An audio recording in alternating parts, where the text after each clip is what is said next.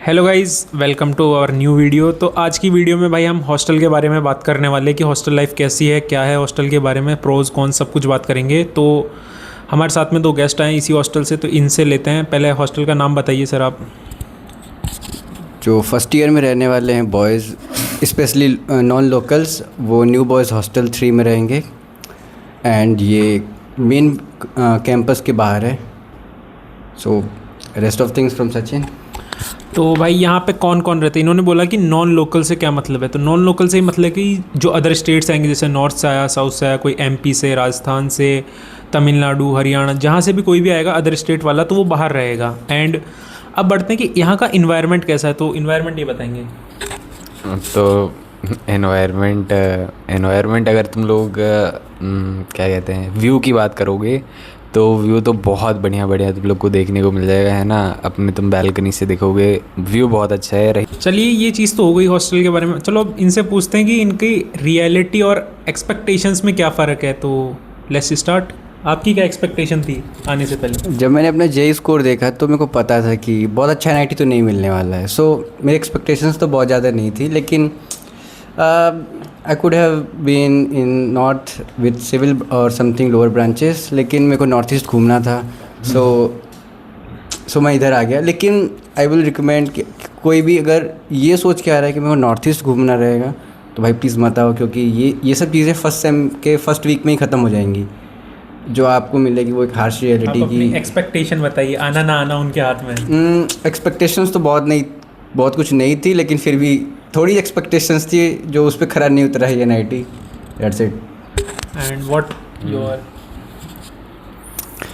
तुमने अपना एक्सपेक्टेशन का जो भी बार सेट कर रखा है ना, तो उससे मतलब 50 पॉइंट नीचे ही रहने वाला है रियलिटी। बस इतना समझो। मैं ये नहीं कह रहा कि तुम बहुत लंबा सोच, तुम अगर मिनिमल भी सोच रखे हो ना तो उसके भी नीचे। तो एक्सपेक्टेशन का मेरा तो ऐसा था कि भाई बढ़िया अच्छी लाइफ होगी, फन लाइफ होगी, बढ़िया एसी वगैरह होगा, रूम्स बढ़िया अच्छे होंगे, 1 या 2 जने रहेंगे ज़्यादा से ज़्यादा। बट जब रियलिटी में आए ना तो देखते कि यहाँ किसी रूम में 3 जने रह रहे हैं, किसी में 5 जने रह रहे हैं। एंड सो मैनी थिंग्स कि आपका यहाँ लॉन्ड्री प्रॉब्लम एंड नॉइस वगैरह सब कुछ देख के चलना पड़ता है। तो let's moving up to hostel pros and cons. So let's start with pros. Can you give some pros?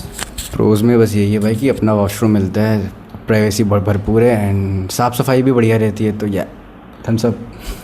हाँ, जैसा कि इन्हें बोला कि वॉशरूम और रूम्स का, तो रूम्स का ऐसा है कि भाई अगर आप 3 जने हो ना तो बेटर है भाई, आपका पर्सनल रूम है 2 एंड आपका पर्सनल वॉशरूम है 3 जनों का। तो आप वहाँ पे कभी भी जाओ, कभी भी आओ, कोई टेंशन नहीं है। जब भी कपड़े धोने, आपको अलग से बालकनी मिलेगी जहाँ आप अपने कपड़े सुखा सकते हैं, बैठ के चाय पी सकते हैं। एंड आपके क्या प्रोज होंगे यहाँ से?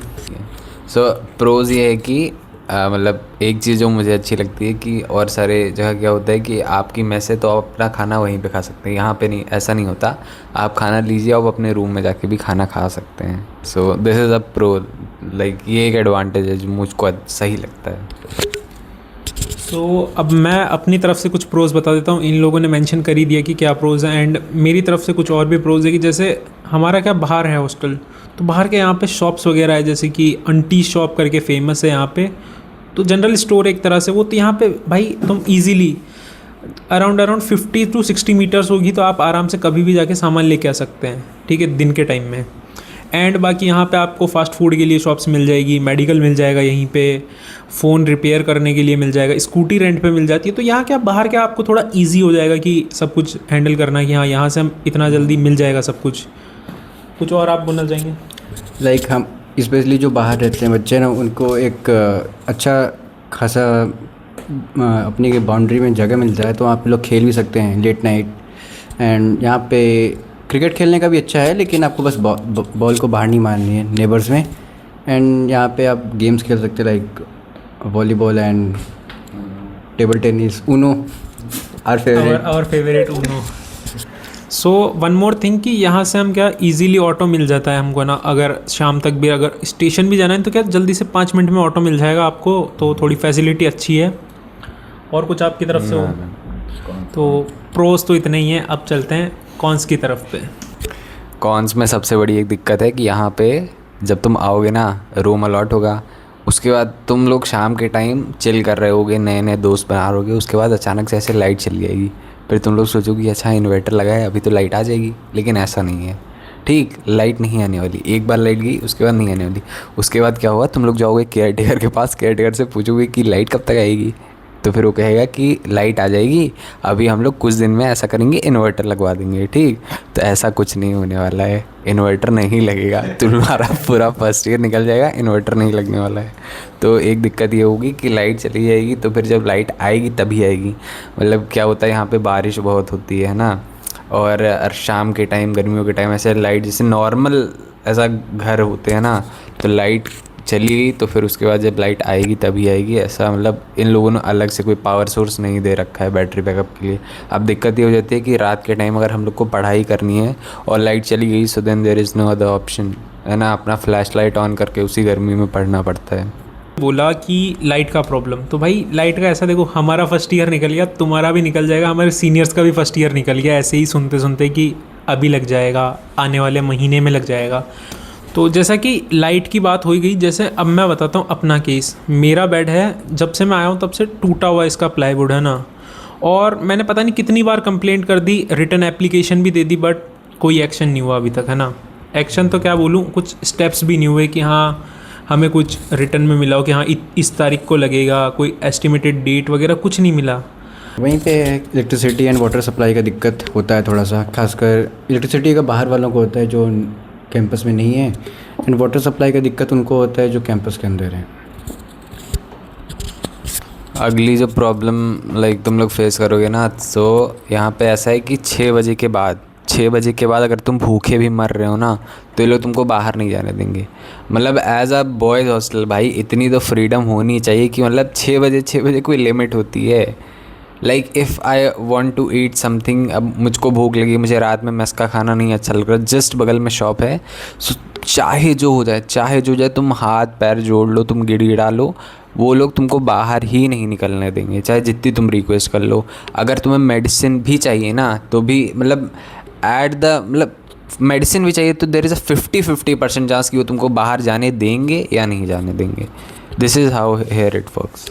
इसी से मेरे को एक बात याद आती है कि कैंपस वालों के लिए टाइमिंग है, इन टाइमिंग 7 बजे तक का, और हमारे लिए 6 बजे तक का क्यों भाई? हम भी तो वही हैं, वही तो बच्चे हैं। अब मान लो जो बच्चे अंदर फर्स्ट ईयर के रह रहे हैं वो 7 बजे तक बाहर हैं और हम 6 बजे तक ही बाहर रह सकते हैं। तो ये एक थोड़ा सा नेगोशिएबल पॉइंट है कि उनको और हमारे में कुछ थोड़ा सा डिफरेंस किया जा रहा है, पहले ही डिफरेंस है और आप डिफरेंस टाइमिंग वगैरह का इन चीज़ों का कर रहे हैं, तो ये चीज़ थोड़ी सी अजीब लगती है। तो प्रोज़ एंड कॉन्स इतने ही थे, तो इस पार्ट को अब स्किप करते हुए हम नेक्स्ट पार्ट पे बढ़ते हैं। नेक्स्ट पार्ट हमारा है मेस फूड के pros and cons. So let's move on pros. Pros में यही है भाई कि इफ़ यू नॉन वेजिटेरियन, तो मे बी अगर if you have good capacity to eat, then भाई प्रोटीन रिक्वायरमेंट्स पूरी हो सकती हैं, बट एज अ वेजिटेरियन ज़्यादा कुछ है नहीं, क्योंकि रोज़ पनीर मिलता है रोज़, एंड वो भी पता नहीं कैसा। नॉन वेज पे भी बात कर रहे हैं, जैसे कि भैया बात कर रहे हैं नॉन वेज के लिए, तो इसमें एक और दिक्कत रहती है कि जो बच्चे फ़िश वगैरह नहीं खाते हैं ना, तो उनको 2 days in a week fish मिलती है, और उसका रिप्लेसमेंट में भाई पनीर मिलता है ना। जो वेज खाते हैं उनको भाई इतना रबड़ जैसा पनीर होता है। कभी कभार बहुत सारी फूड कंप्लेंट्स भी आती है।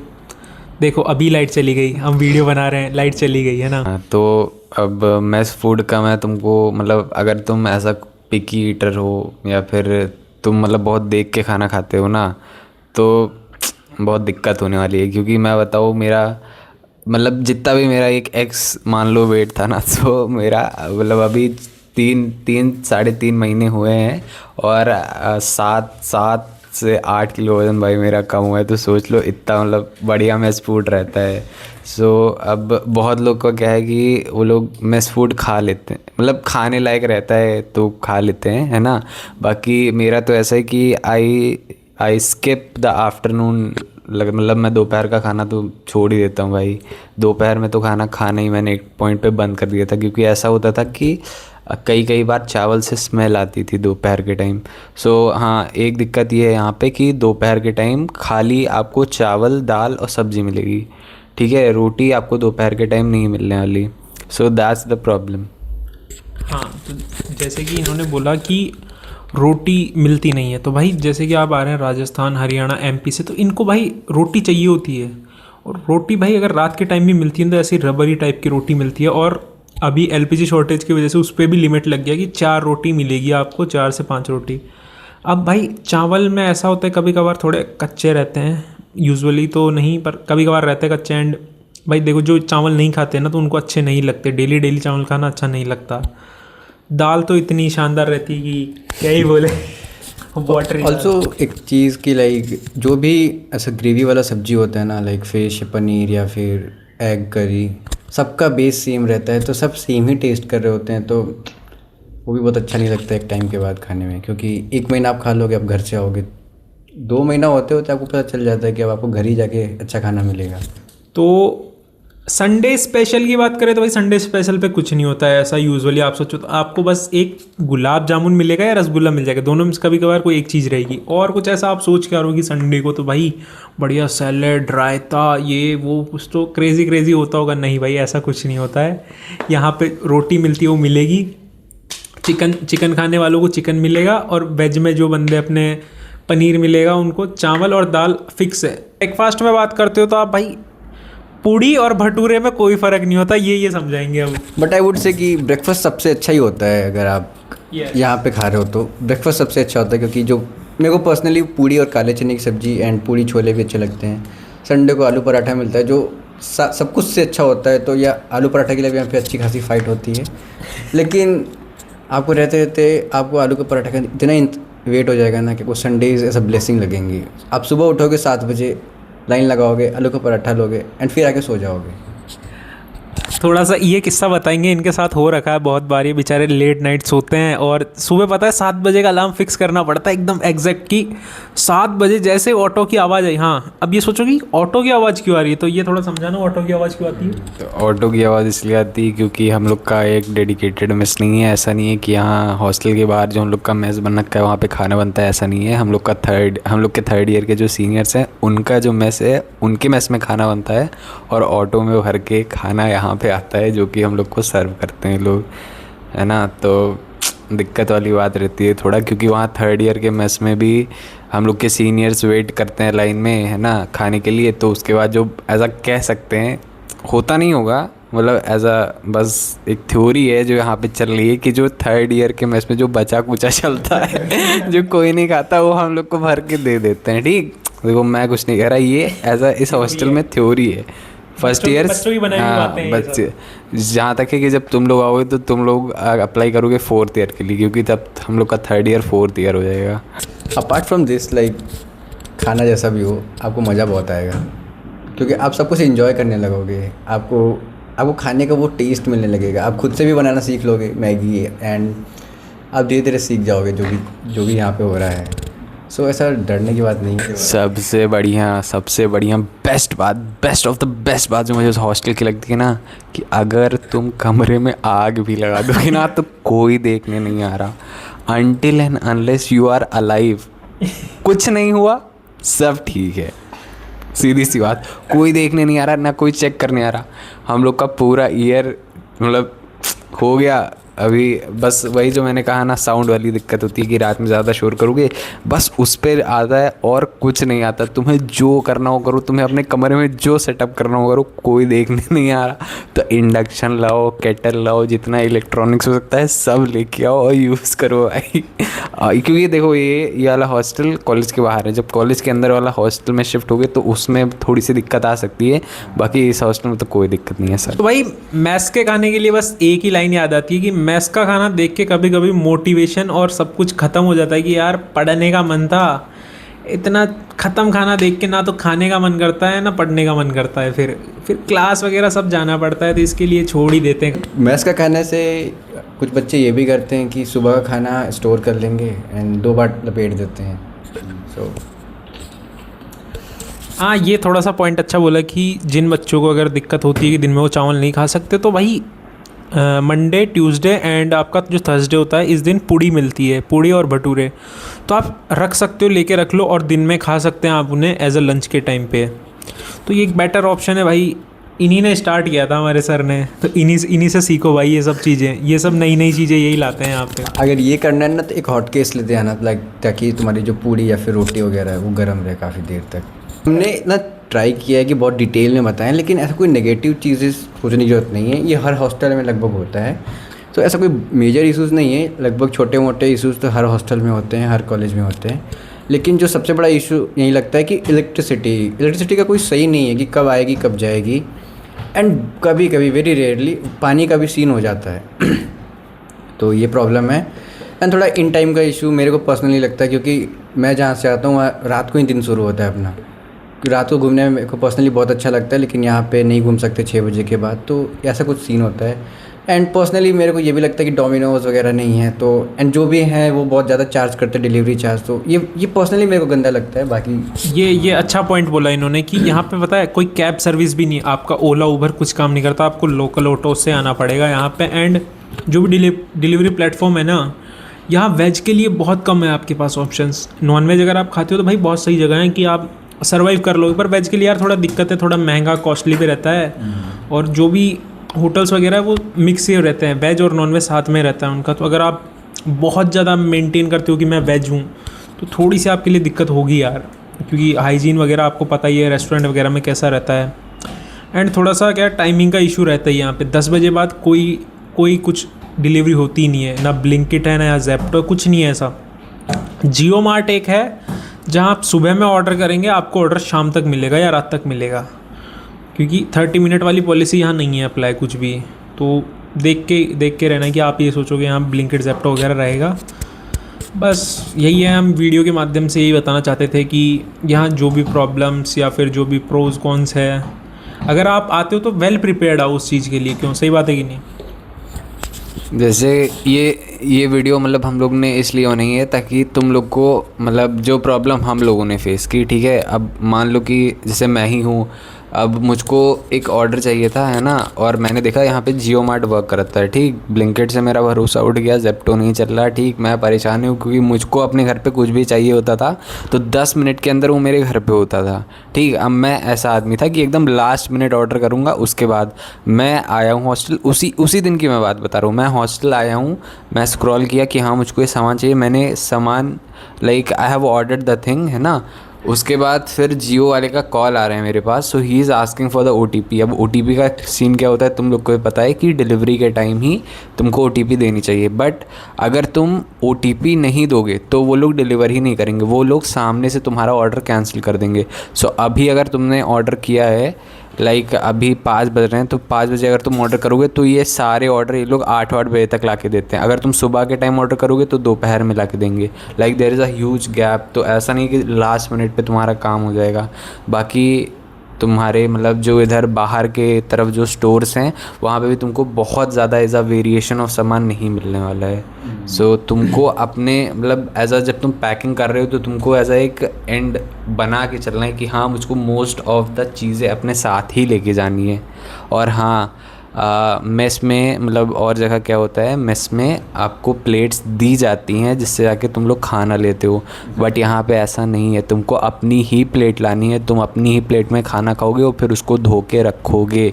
तुम्हें अपने बर्तन लाने पड़ेंगे, क्योंकि लाइक जब मैं यहाँ आ रहा था तो फिर मैंने यूट्यूब पे देखा था, किसी का एक व्लॉग था, हम लोग के बहुत मतलब सीनियर हैं, तो मैंने ऐसा इनडायरेक्टली देखा था, उन्होंने भी कुछ बताया नहीं। मैंने देखा कि ये सब बच्चे प्लेट लेके जा रहे हैं वहाँ पे। सो द थिंग इज़ तुम्हें अपने मतलब बर्तन लेके आने हैं, यहाँ पे तुमको कुछ नहीं मिलने वाला। अगर तुम लोग बाहर जाओगे लेने तो ऑटो का किराया लगेगा, उसके ऊपर से तुमको महंगा सामान भी मिलेगा। लाइक अगर तुम यहाँ से कहीं बाहर गए हो 10 रुपये में, तो वापस आने में तुमको 50 रुपये खर्च करने पड़ेंगे।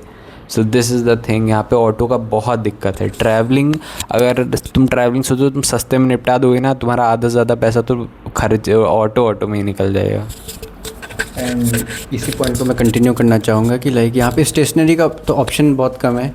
एंड जो स्टेशनरी का सामान, कॉपी बुक, जो भी तुम्हारे होम टाउन में 20-30 रुपये का मिलेगा, इसे मिनिमम 50 में देंगे।